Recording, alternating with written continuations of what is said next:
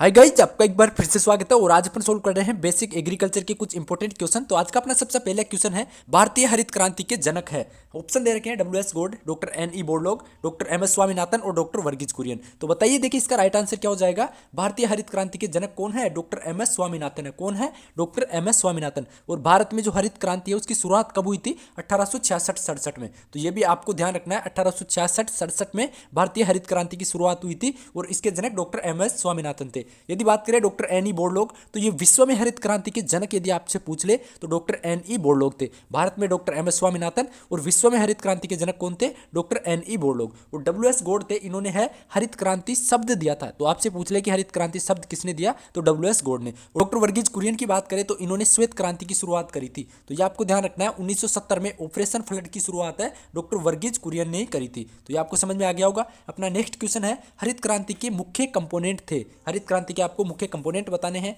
Option दे रखा है, सबसे पहले अधिक उपज वाली बोनी किस्मों का उपयोग करना, सेकंड है पौध संरक्षण सामग्री का उपयोग, रासायनिक उर्वरकों का उपयोग, और सभी सही है। तो हरित क्रांति के मुख्य कंपोनेंट क्या थे?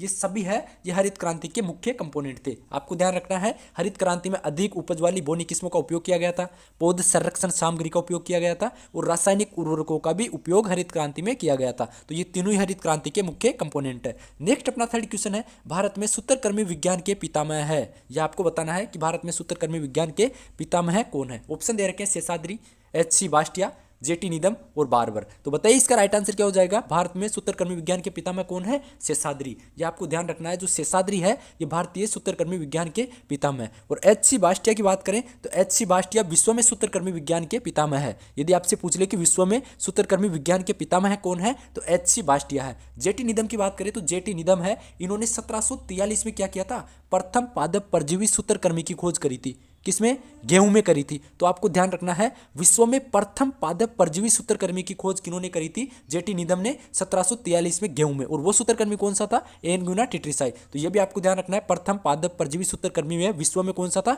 एनगुना टिट्रिसाई। और जिसकी खोज जेटी निदम ने करी थी 1743 में। बार्बर की बात करें तो बार्बर ने भारत में प्रथम पादप परजीवी सूत्रकृमि की खोज करी थी 1901 में। किसमें? चाय में। और वो सूत्रकृमि कौन सा था? मेलोइडोगाइना जो स्पीसीज है वह सूत्रकृमि था। तो ये भी आपको ध्यान रखना है, बार्बर थे, इन्होंने चाय की जो जड़ें होती है उसमें प्रथम पादप परजीवी सूत्रकृमि की खोज करी थी 1901 में केरल में। तो ये आपको क्लियर हो गए होंगे। क्वेश्चन है गाइज कि देखिए, बोर्डेक्स मिश्रण होता है, यानी बोर्डेक्स का जो मिश्रण होता है उसमें कौन कौन से अवयव होते हैं वो आपको बताने हैं। तो सबसे पहले अपना दे रखा है कॉपर कार्बोनेट अनुपात रेड लेट अनुपात अलसी का तेल। नेक्स्ट अपना कॉपर सल्फेट अनुपात सोडियम कार्बोनेट अनुपात जल। नेक्स्ट है कॉपर सल्फेट अनुपात चूना अनुपात जल, और उपरोक्त में से कोई नहीं। तो बोर्डेक्स मिश्रण होता है, उसमें कौन कौन से अवयव होते हैं? तो ये होते हैं कॉपर सल्फेट अनुपात चूना अनुपात जल। ये इसका राइट आंसर हो जाएगा। अब देखिए, जो बोर्डेक्स मिश्रण होता है इसमें जो ये कॉपर सल्फेट चूना और जल है, इनका कितना अनुपात रखते हैं? तो अनुपात भी आपको ध्यान रखिएगा, 5:5:50 इनका अनुपात रखते हैं। यानी 5 भाग तो कॉपर सल्फेट का, 5 भाग चूने का,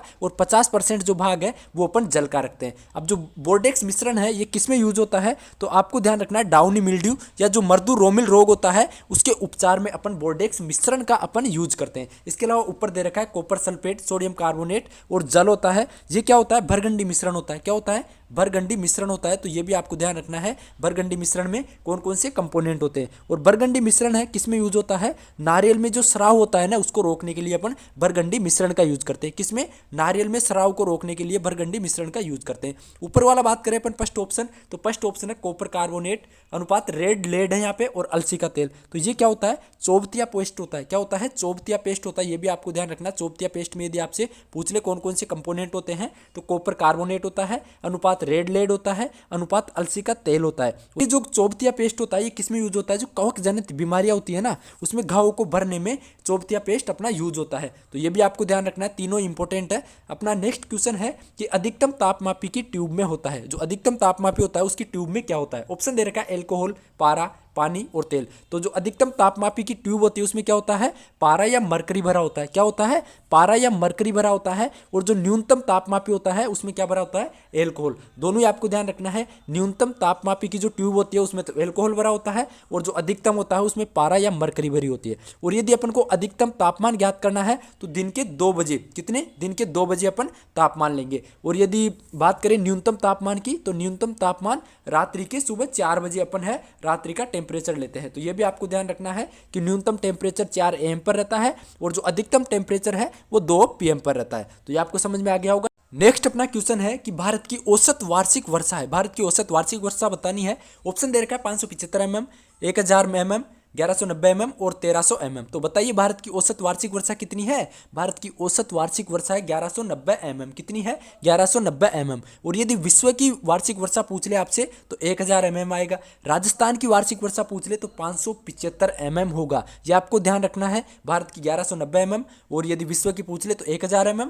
और राजस्थान की 575 mm है औसत वार्षिक वर्षा है। नेक्स्ट अपना क्वेश्चन है मध्यम अवधि मौसम पूर्वानुमान होता है। मध्यम अवधि मौसम पूर्वानुमान है वो बताना है कितने टाइम के लिए होता है। ऑप्शन दे रखा है 1 दिन के लिए, 1 से 2 दिन के लिए और 3 से 10 दिन के लिए और यहाँ से 10 दिन से अधिक के लिए। तो इसका राइट आंसर क्या हो जाएगा? मध्यम अवधि मौसम पूर्वानुमान है ये 3 से 10 दिन के लिए होता है। कब?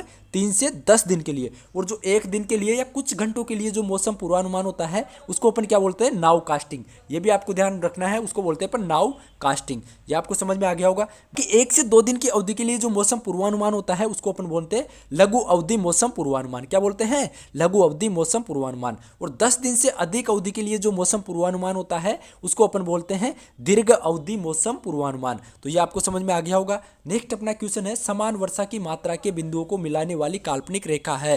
यानी जो समान वर्षा की मात्रा के बिंदुओं को मिलाने वाली काल्पनिक रेखा है उसको क्या बोलते हैं? ऑप्शन दे रखा है आइसोबार, आइसोहाइट, आइसोथर्म और आइसोबात। तो इसका राइट आंसर क्या हो जाएगा? देखिए इसका अपना राइट आंसर हो जाएगा, क्या होगा? आइसोहाइट। क्या बोलते हैं उसको? समान वर्षा की मात्रा के बिंदुओं को मिलाने वाली रेखा को अपन आइसोहाइट बोलते हैं। और आइसोबार किसको बोलते हैं? तो समान वातावरणीय दाब के बिंदुओं को मिलाने वाली जो काल्पनिक रेखा होती है उसको आइसोबार बोलते हैं। किसको? समान वातावरणीय दाब के बिंदुओं को मिलाने वाली जो काल्पनिक रेखा होती है उसको आइसोबार बोलते हैं। और ये आइसोथर्म की बात करें तो आइसोथर्म किसको बोलते हैं? समान तापमान के बिंदुओं को मिलाने वाली जो काल्पनिक रेखा होती है उसको आइसोथर्म बोलते हैं। किसको? समान तापमान के बिंदुओं को मिलाने वाली काल्पनिक रेखा आइसोथर्म हो गई। आइसोबात की बात करें तो समान मात्रा में उपस्थित जल के बिंदुओं को मिलाने वाली जो काल्पनिक रेखा होती है उसको आइसोबात बोलते हैं। आइसोबात किसको बोलते हैं? समान मात्रा में उपस्थित जल के बिंदुओं को मिलाने वाली काल्पनिक रेखा आइसोबात होती है। तो ये आपको समझ में आ गया होगा, समान वर्षा की मात्रा के बिंदुओं को मिलाने वाली जो काल्पनिक रेखा होती है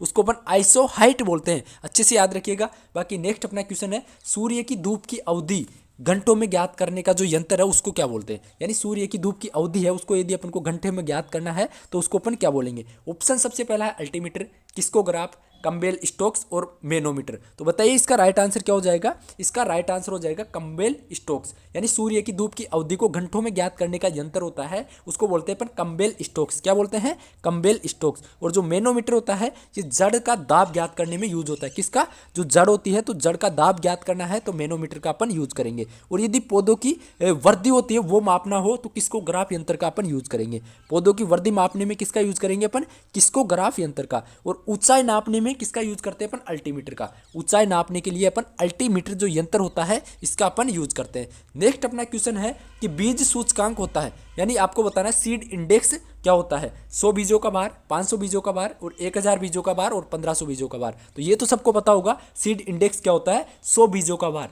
देखिए दो चीज होती है, एक तो होता है आपका सीड इंडेक्स और एक होता है आपका टेस्ट वेट यानी बीजों का भार। तो बीजों का भार तो होता है 1000 जो बीज है उनका भार होगा तो उसको अपन बोलेंगे टेस्ट वेट। और यदि 100 बीजों का भार है तो उसको बोलेंगे अपन सीड इंडेक्स। दोनों में आपको कंफ्यूज नहीं होना है, अच्छे से ध्यान रखना। 100 बीजों का भार है तो सीड इंडेक्स और यदि 1000 बीजों का भार है तो उसको बोलेंगे अपन टेस्ट वेट यानी बीजों का भार। दोनों आपको अच्छे से क्लियर रखने हैं। लास्ट क्वेश्चन था कि सतत हरित क्रांति शब्द ये किसने दिया था? तो ये दिया था डॉक्टर MS स्वामीनाथन ने। तो आज की अपनी क्वेश्चन कंप्लीट हो गए। बाकी और आप देखना चाहते हैं तो प्लेलिस्ट चेक कर सकते हैं, वहां से आपको वीडियो मिल जाएंगे। तो मिलते हैं अगले वीडियो में। जय हिंद, जय भारत।